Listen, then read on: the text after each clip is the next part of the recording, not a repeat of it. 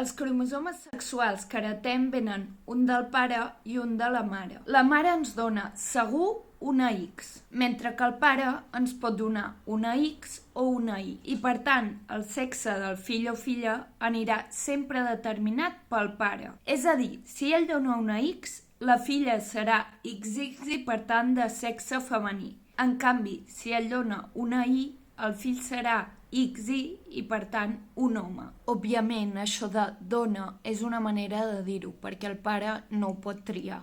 Fent referència al vídeo anterior, a totes les cèl·lules d'una femella hi ha un cromosoma X inactivat, el corpuscle de Barr, però a totes les cèl·lules s'inactiva el mateix cromosoma X. Un ve de la mare i l'altre del pare, és a dir, que són diferents. Doncs no, i per això es diu que les femelles som un mosaic natural. Algunes cèl·lules expressen els gens del cromosoma X de la mare, mentre que d'altres expressen els gens del cromosoma X del pare. Però quan parlem de mosaic, només ho estem dient pels gens que estan al cromosoma X. Per exemple, els gats tenen el gen que determina el color del pèl al cromosoma X. Segons la teoria, algunes cèl·lules s'expressarà el cromosoma X de la mare i algunes el cromosoma X del pare, i per tant això podria fer que tinguessin diferents colors de pèl.